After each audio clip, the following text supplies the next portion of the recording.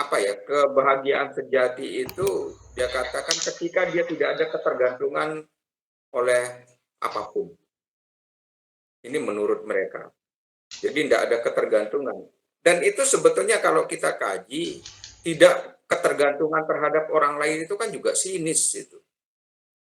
Artinya apa? Dia tidak membutuhkan orang lain gitu.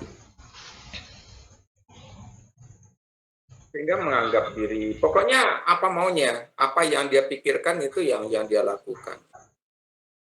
Nah ini makanya kebenaran-kebenaran semacam itu kan kadang-kadang ada yang seperti yang sudah kita diskusikan kemarin itu bahwa kebenaran itu menurut orang-orang atau filosof-filosof ini kan bermacam-macam.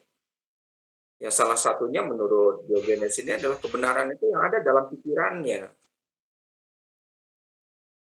Nah, kalau kita menganggap kebenaran itu yang ada dalam pikiran kita, maka ketika itu kita implementasikan dan berbeda dengan kebenaran menurut orang lain, maka kita menganggap itu salah gitu.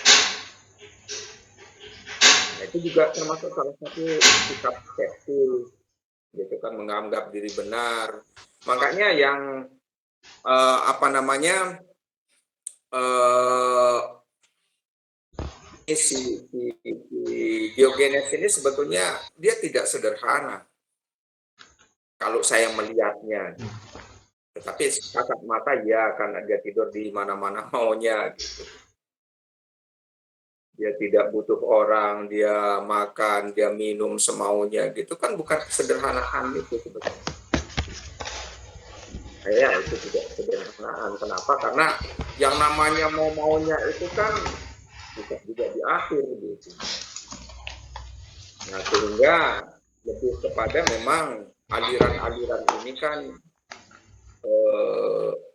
kesucian hati katanya. Ini terkait dengan kesucian hati. Maka yang suci itu yang tidak bergantung sama siapa. Yang benar itu, hidup itu adalah yang tidak tergantung oleh apapun. Kalau dia mau makan, ya makan. Mau mencari di mana itu tergantung namanya. Nah, tetapi banyak pembelajaran yang kita bisa temukan dari aliran-aliran filsafat ini.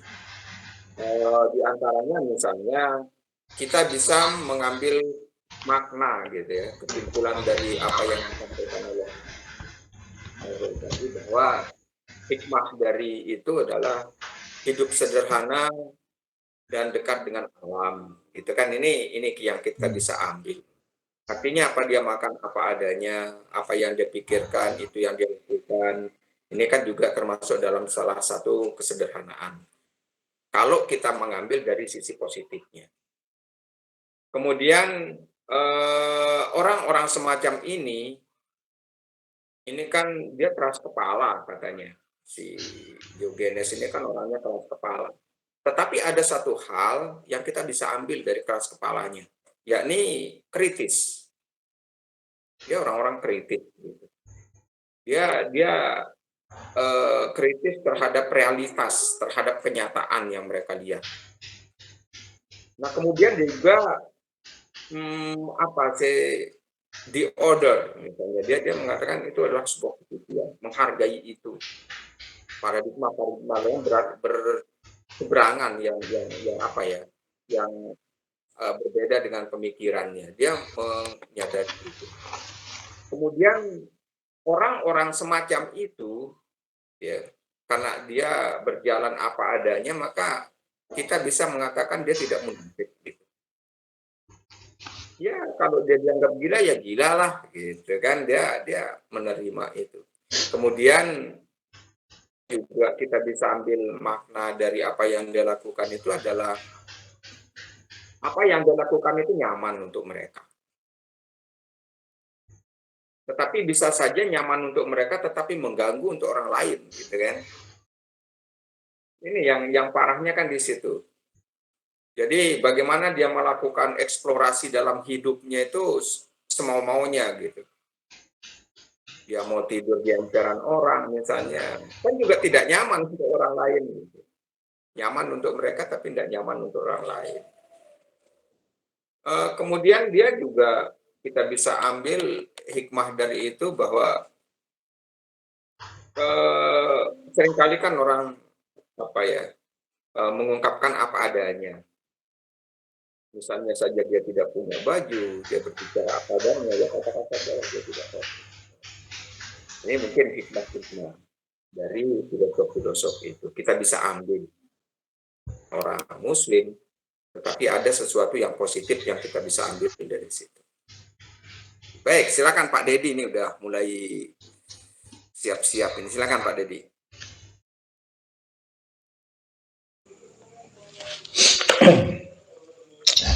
Baik, jadi setelah saya mendengar pemaparan dari Saudara Hairul tentang bagaimana pandangan falsafat yang disampaikan oleh Diogenes itu ya, sepertinya kalau saya berpikir ini kontradiktif, bahwa bagaimana melihat tentang eksistensi manusia itu sebagai makhluk ciptaan. Sebagai makhluk ciptaan, bahwa manusia itu memiliki ciptaan yang natural dan supranatural di situ. Oleh sebab itu, tentang pembenaran daripada apa yang dilakukan kalau kita kaitkan dengan Diogenes itu adalah menyangkut tentang eksistensi manusia dalam konsep individualistis itu. Bahwa apa yang dilakukan oleh dia itu adalah mengakar pada dirinya sendiri terhadap pemikirannya sendiri.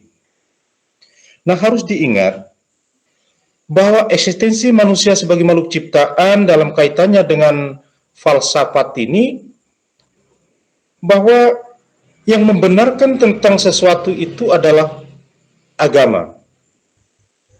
Yang kemudian tentang keberadaan daripada Diogenes yang disampaikan di sini adalah membenarkan terhadap pemikiran dari yang bersifat individualistis di situ.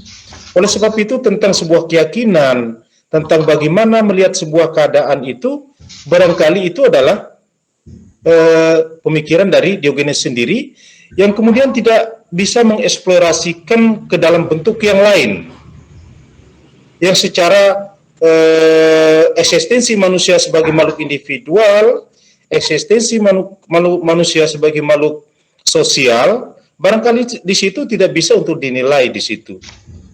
Nah, oleh sebab itu saya berpikir tentang eksistensi manusia ini sebagai makhluk yang berpikir, itu kan harusnya berakar dulu dari kata hati, yang kemudian nanti dia naik ke kepala, kemudian muncul dalam sebuah pemikiran, yang nantinya akan turun ke bawah lagi, dituangkan di dalam ucapan dan aplikasinya di dalam perilaku kehidupan manusia itu sendiri.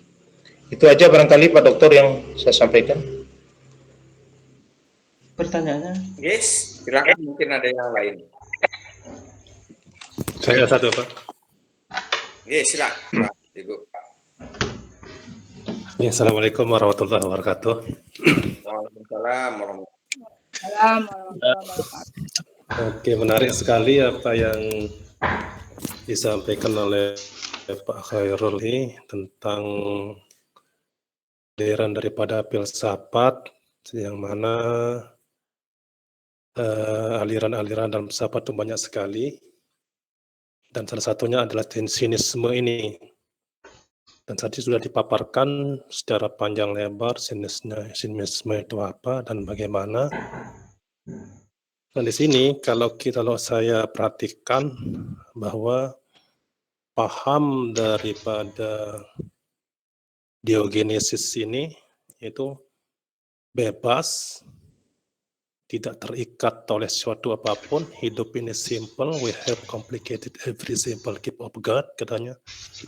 Kita ini yang membuat rumit, sebenarnya itu tidak rumit, pemberian daripada Tuhan. Terus harus menjadi manusia yang pada yang lain. Nah, kemudian pahamnya itu, kalau kita telaah dari sisi kehidupan kita, terutama kita sebagai pendidik, sangat sedikit sekali yang positifnya. Tapi saya tuh lebih cenderung banyak yang negatifnya. Seperti contohnya, kita tidak terikat dengan orang lain. Artinya hidup bebas. Kalau hidup bebas dan tidak terikat, maka dia